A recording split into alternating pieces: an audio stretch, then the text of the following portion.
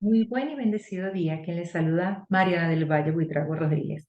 Y en este primer encuentro instruccional vamos a dar inicio a la primera unidad o bloque temático número 1 de nuestra asignatura de Derecho Tributario. Desde ya, bienvenidos y vamos a hacer lo propio compartiendo la pantalla para iniciar el abordaje de los interesantes puntos que vamos a revisar en este bloque temático denominado la hacienda pública y la actividad financiera del Estado. A razón de esto, es importante que ustedes sepan que este bloque temático comprende 4 temas a saber. El primero de ellos es la hacienda pública, el segundo la actividad financiera, el tercero las necesidades públicas y servicios públicos y el cuarto, pero no por ello menos importante, los egresos y los ingresos públicos. Pero desde ya vamos a sumergirnos en el desarrollo de cada uno de estos interesantes temas que usted, como futuro abogado, debe conocer. Bienvenidos sean ustedes. Cuando hablamos de la hacienda pública, es menester señalar que la misma comprende el conjunto de bienes que posee el Estado, así como de gastos que el mismo tiene. Dentro de esos bienes que posee el Estado, podemos señalar los bienes muebles, inmuebles, las rentas, así como los ingresos que ha obtenido el Estado por medio de la tributación, sean estos impuestos, tasas, contribuciones. Y de la misma forma, todos aquellos ingresos que pueda poseer por haber participado, bien sea como accionista único en empresas o como accionista mayoritario en empresas. Pero en contrapartida, también tiene los gastos. Y estos gastos son todos esos egresos que tiene el Estado para dar fiel cumplimiento a las necesidades públicas y, por si fuera poco, cumplir con la finalidad para la cual ha sido dispuesta el Estado, es decir, el bien común, la seguridad jurídica y la justicia. A razón de esto, tenemos que determinar entonces que la hacienda pública comprende tanto los bienes, es decir, todos los activos que tiene el Estado, todos los ingresos que posee, así como de todos los gastos o los egresos públicos que van a ser satisfechos con los ingresos que pueda percibir y tener el Estado en un momento determinado. Habiendo entonces comprendido el concepto de hacienda pública y lo que contiene la hacienda pública, es necesario señalar quién administra la hacienda pública. En efecto, nuestra Constitución de la República Bolivariana de Venezuela, específicamente en el artículo 236, en el numeral 11, en concordancia con la Ley Orgánica de la Hacienda Pública Nacional, señala que la administración y dirección de la hacienda pública recae en el presidente de la República. Por ello, junto al Ejecutivo Nacional, tiene que formular presupuestariamente y por medio de una ley denominada la Ley de Presupuesto Nacional, cuáles van a ser, ojo, los ingresos, los gastos, así como indicadores como la inflación, el pago de los compromisos de deudas asumidos por la República y el PIB. Y esto se presenta ante la Asamblea Nacional los 10 primeros días del ejercicio de la Asamblea Nacional para que se pueda aprobar esa ley de presupuesto que va a regir durante todo el ejercicio, es decir, durante todo el año en curso. Por eso, esta ley de presupuestos contiene todos los elementos de los ingresos, así como los gastos públicos que va a desembolsar el Ejecutivo Nacional en cabeza del presidente de la República. Y aquí es muy importante señalar que lo que no está previsto en esta ley de presupuesto no debería realizarse o no debería llevarse a cabo, salvo que se apruebe una ley de presupuesto adicional para un gasto extraordinario que no fue planificado dentro de la ley de presupuesto que se presentó y se tuvo que haber aprobado en la Asamblea Nacional. Y para que esto tenga pleno funcionamiento y se pueda señalar que esa ley de presupuesto va a cumplir el cometido, es necesario que el Ejecutivo Nacional cumpla con lo que se denomina la gestión fiscal. Y esa gestión fiscal no es otra cosa que esa administración y el manejo tanto de los fondos, de los bienes públicos, que en un momento determinado, como en el momento de la recaudación, de la adquisición, de la conservación, enajenación, el gasto, la inversión y la disposición, tiene que hacer el Estado venezolano. Esta gestión fiscal debe cumplir fundamentalmente 4 principios que están dispuestos dentro de la Constitución de la República Bolivariana de Venezuela. Estos principios son la transparencia. Y esta transparencia significa que el Ejecutivo Nacional tiene que presentar para nosotros, los ciudadanos de pie, es decir, todas aquellas personas que no estamos dentro del Ejecutivo Nacional ni de la Asamblea Nacional, la memoria y cuenta de lo que se llevó a cabo en el ejercicio pasado, para que sepamos que obviamente esa recaudación que se llevó a cabo vino a sopesar los gastos públicos y también se hizo inversión que vino a consolidar los fines que había dispuesto el Estado dentro de ese periodo. De igual manera, es necesario que exista la eficacia. Esa eficacia significa que el gasto que se está realizando es necesario. Ese gasto es indispensable y no es inoficioso, porque el gasto que es inoficioso pues no va a ser eficaz para lo que ha planteado el Ejecutivo Nacional y para todas las necesidades públicas. De seguida tenemos el principio de la solvencia. Este principio de la solvencia conlleva a que todo gasto tiene que tener un ingreso. Es decir, si el Ejecutivo Nacional o el presidente de la República ha dispuesto dentro de esa ley de presupuesto un gasto presupuestado, es necesario que él ya sepa que va a tener ese ingreso o esa cantidad de dinero con la que va a respaldar ese gasto. Y allí también se da el equilibrio fiscal, es decir, que no se puede establecer un gasto sin previamente ese recurso, ese ingreso que va a poder sopesar ese egreso que va a tener el Estado. Entonces, allí es importante que nosotros veamos que si alguno de estos soportes que están dispuestos dentro de la Constitución y vienen a conformar parte de los principios de la gestión fiscal, no se cumplen, la actividad que está realizando el Estado no está en función de lo que se denominaría el endeudamiento público. Y a razón de esto es importante que el Estado presente junto con la ley de presupuesto ante la Asamblea Nacional esa ley del endeudamiento público para evitar que la hacienda pública que maneja el Ejecutivo Nacional se convierta como en una caja chica que puede ser administrada a la libre discrecionalidad del Ejecutivo Nacional.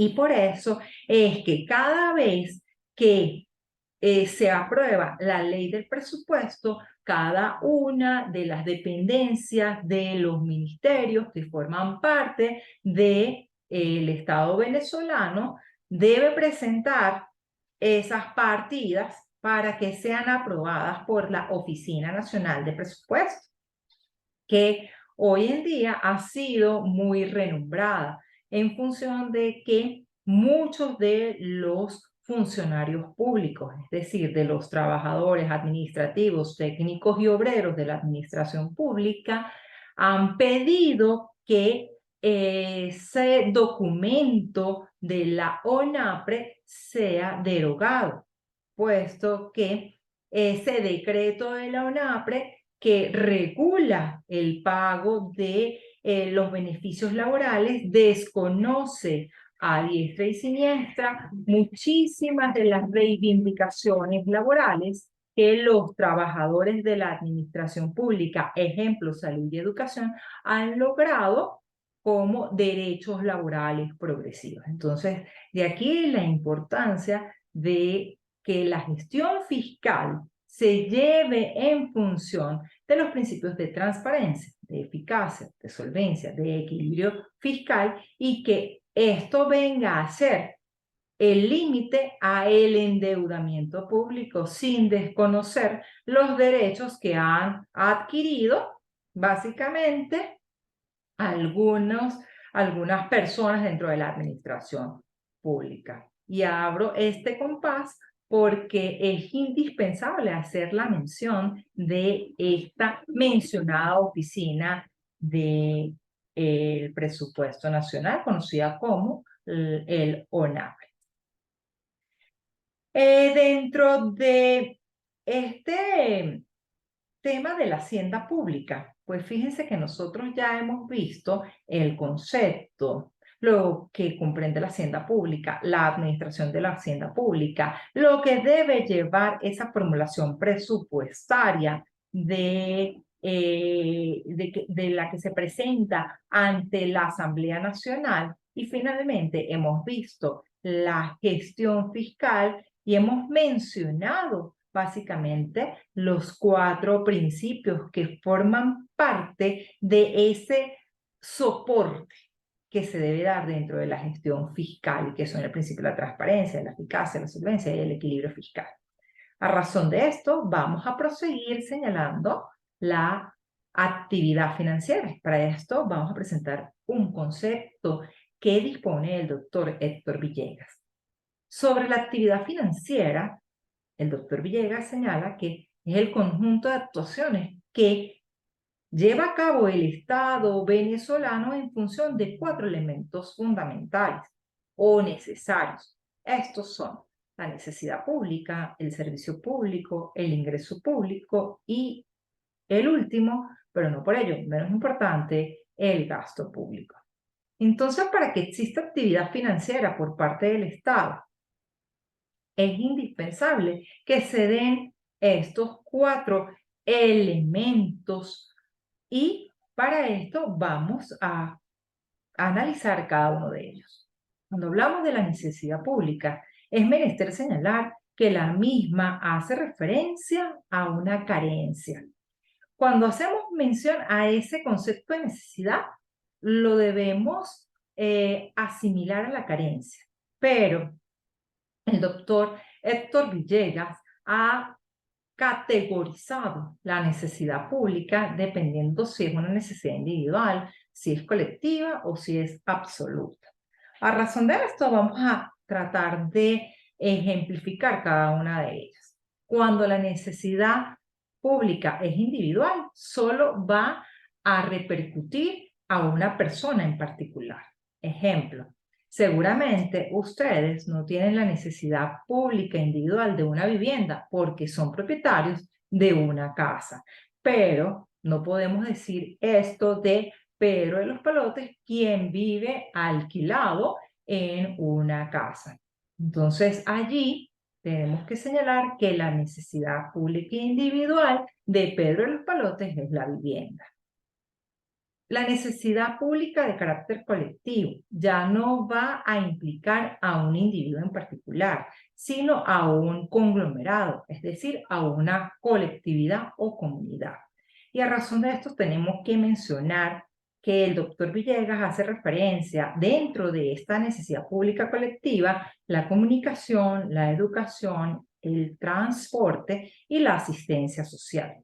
El ejemplo típico que nosotros podemos evidenciar dentro de nuestro contexto social, es decir, de nuestra realidad al día, es básicamente el servicio médico asistencial. Estamos hablando de hospitales o servicios médicos públicos. Cuando nosotros acudimos a un ambulatorio, a un servicio médico, es probable que tengamos la suerte de no contar con insumos médicos o que el médico no esté porque se fue del país, migró, o que el equipo médico, es decir, el aparato no esté disponible. En ese caso, vemos cómo la crisis humanitaria ha afectado específicamente a el sistema de asistencia social, es decir, de ese derecho a la salud que todos tenemos, pero derecho a la salud que debe proveernos el Estado.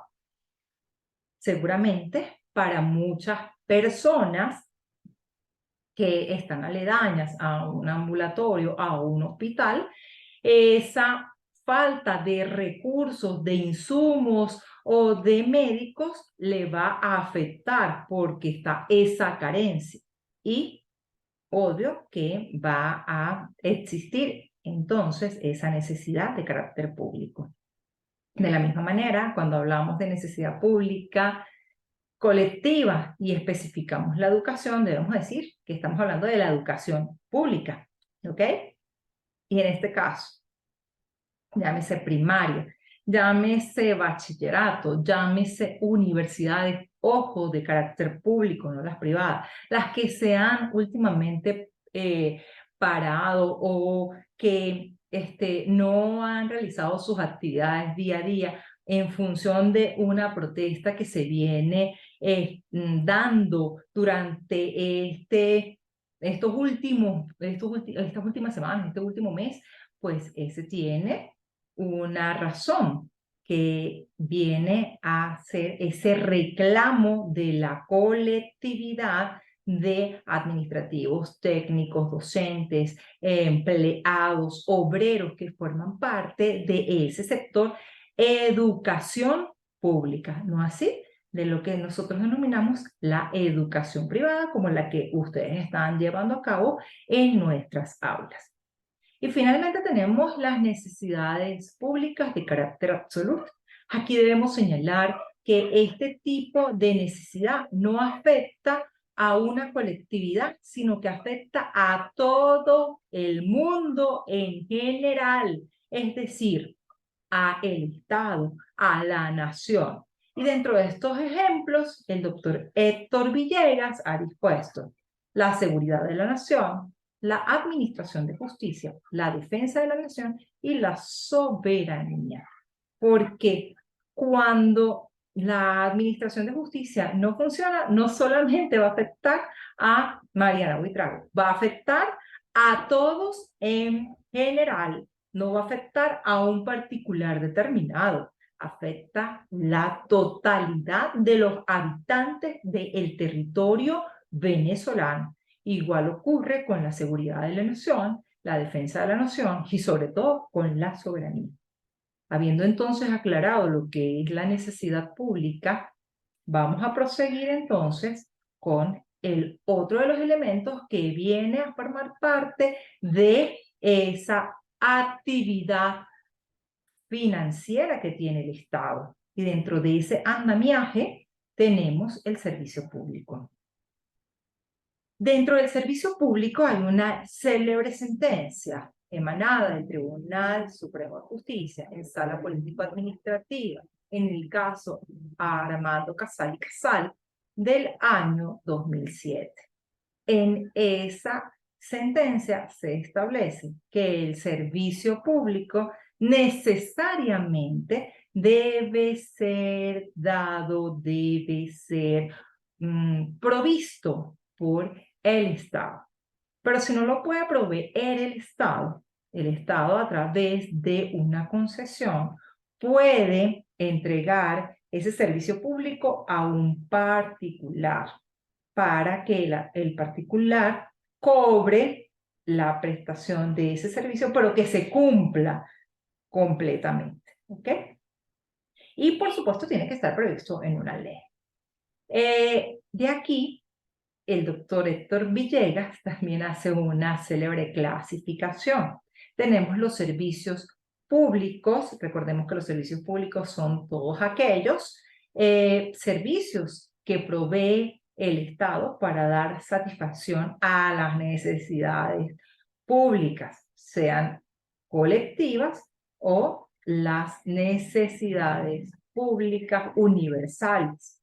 Entonces aquí vamos a tener los servicios públicos de carácter general, los colectivos y los divisibles.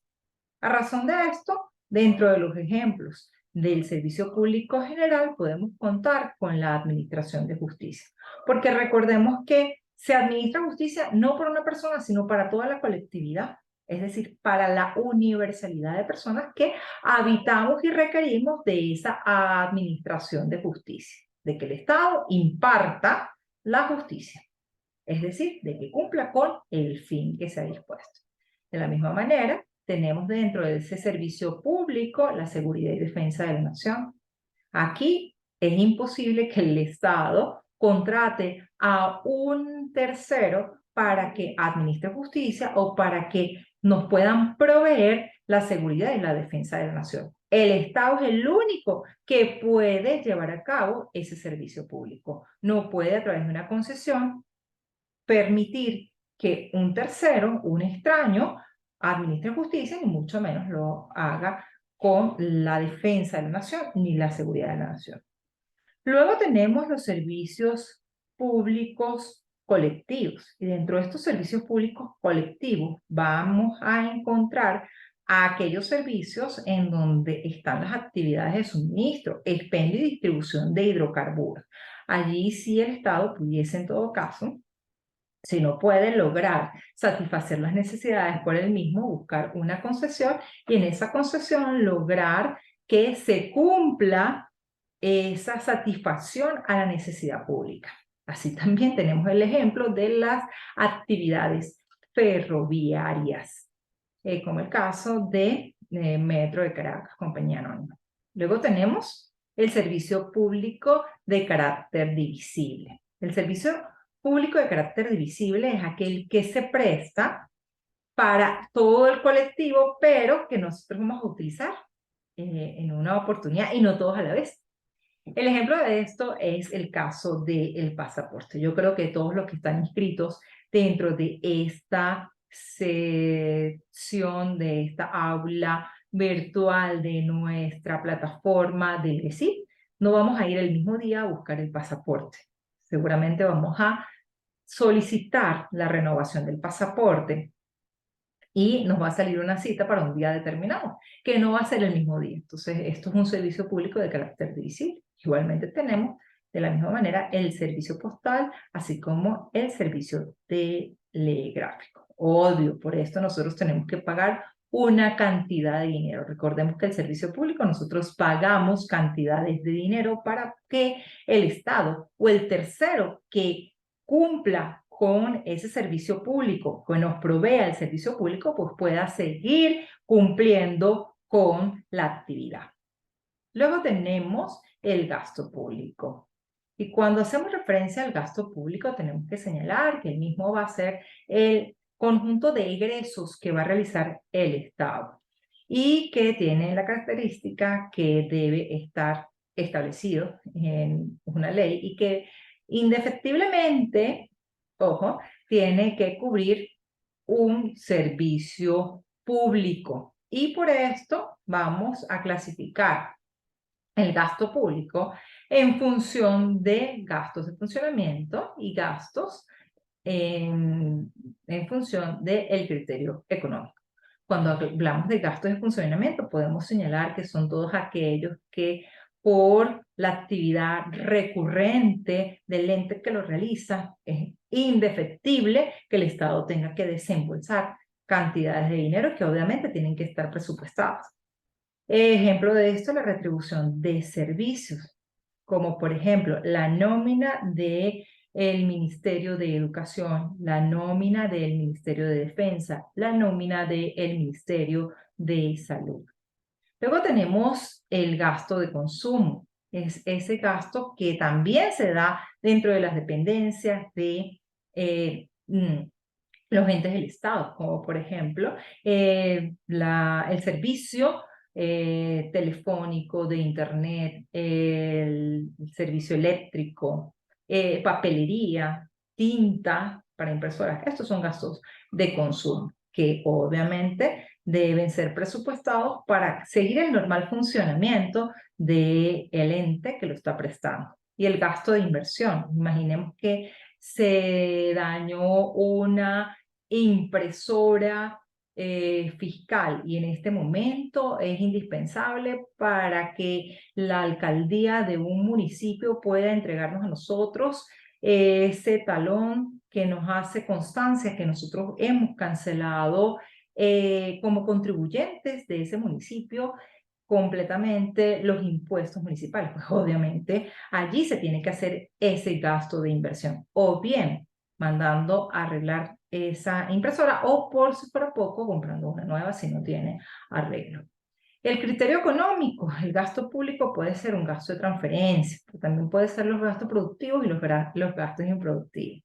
Cuando hablamos de criterios económicos de transferencia, pudiese ser que se transfiera la municipalidad a alguna cantidad de dinero que sea necesaria por una eventualidad.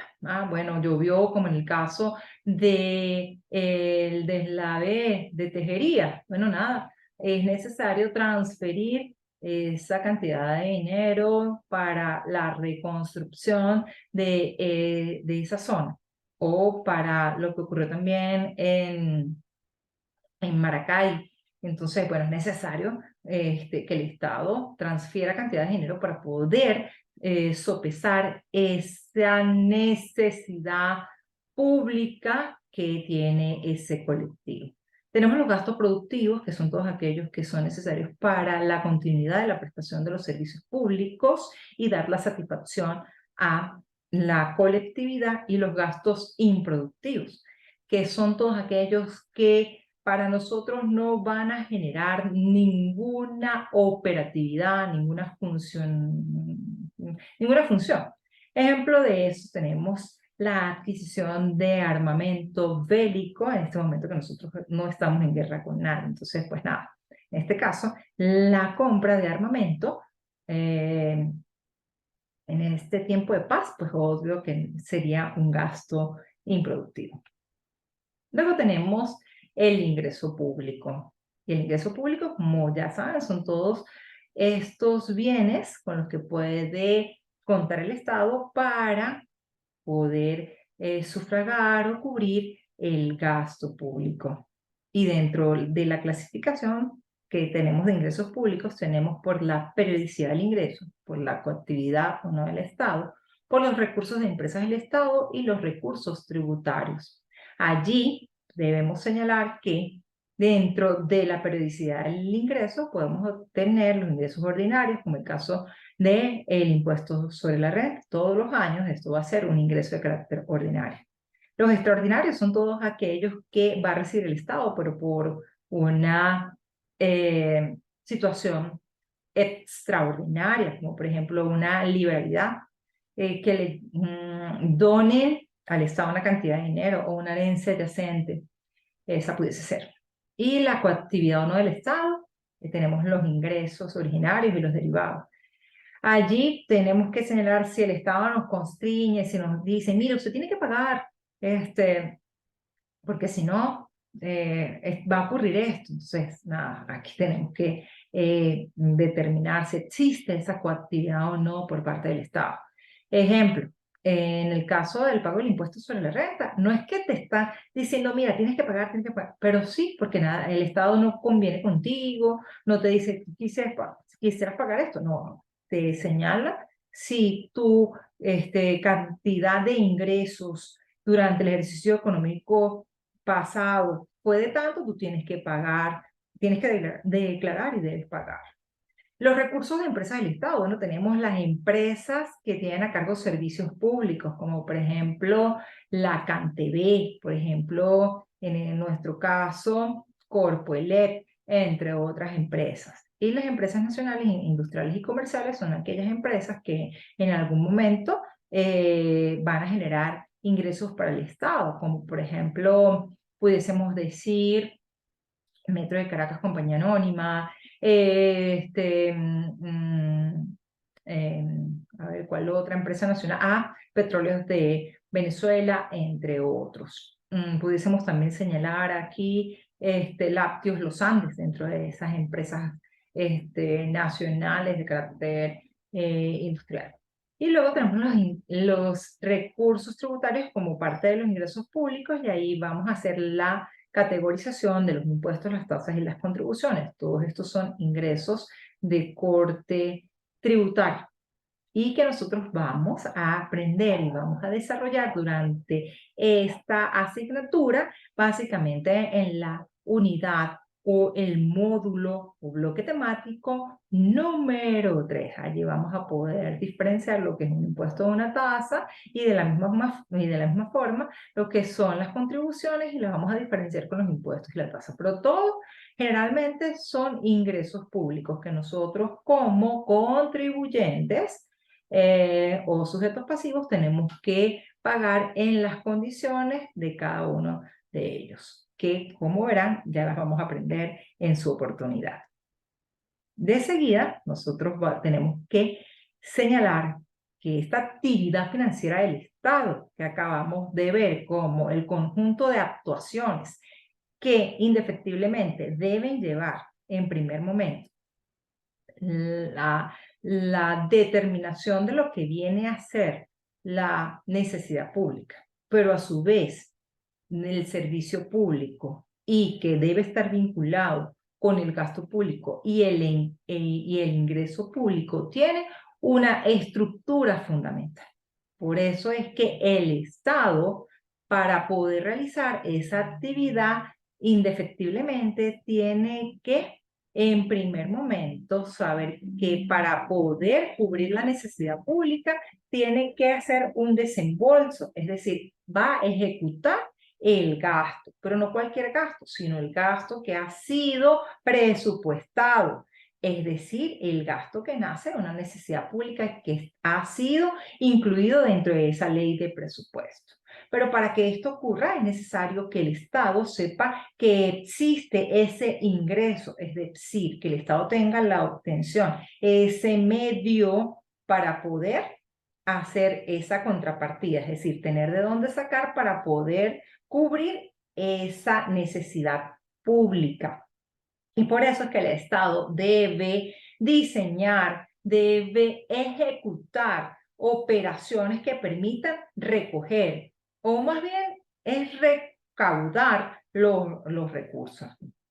Ejemplo de esto lo tenemos durante el mes de enero, febrero y marzo, que lo lleva la Administración Tributaria para poder recaudar uno de los impuestos que da mayor músculo financiero para el Estado, como lo es el impuesto sobre la renta, tanto para personas naturales como para personas jurídicas. Entonces, en este caso, el Estado, a través de la Administración Tributaria, diseña y ejecuta la operación ideal para poder recaudar de todos los contribuyentes en calidad de responsables o de obligados directos las cantidades de dinero, para que se tenga esos ingresos públicos y así pueda el Estado dar la cabal satisfacción al gasto. Pero recordemos que esto tiene que llevar ese soporte de uso eficiente, financiación del gasto, así como rendición de cuentas y, por si fuera poco, la gestión y el equilibrio fiscal. Por eso es que el Estado debe asignar, distribuir, estabilizar y redistribuir las riquezas. Es decir, debe sopesar cuáles son los gastos que va a permitir dar la satisfacción a las necesidades públicas y toma esos ingresos que han sido obtenidos, pero a través de un uso eficiente y un uso basado en ese equilibrio fiscal, que son esos principios de la Constitución que nosotros hablamos al inicio.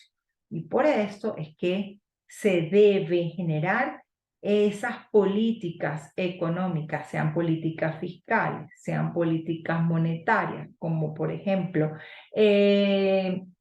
política fiscal, la creación de algún tipo impositivo o política monetaria, el establecimiento del encaje legal o la liberación del encaje legal, para que el Estado pueda decir, mire, yo cuento con este dinero y voy a obtener a través de esta política económica, sea política monetaria, sea política fiscal, es decir, a través de esas directrices que ha previamente diseñado el Estado, para poder obtener esa riqueza y asignarla en función del gasto público, pero teniendo en cuenta los 4 principios fundamentales que nosotros vimos: la rendición de cuentas, la solvencia, el equilibrio fiscal y sobre todo el uso eficiente de ese ingreso en función del gasto, porque es lo único que va a permitir que ese andamiaje de actuaciones sea lo más idóneo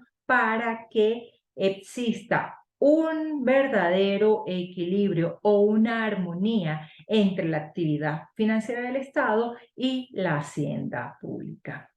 Les invito a que revisen la actividad evaluativa de carácter sumativa que ha sido dispuesta en esta plataforma educativa y que de la misma manera ustedes vean los recursos de lecturas, tanto obligatorias como de lecturas recomendadas, que están dispuestas en esta unidad número 1 para que puedan ampliar sus conocimientos. Así las cosas, hemos culminado esta unidad temática o bloque temático o módulo número 1 de nuestra asignatura Derecho Tributario.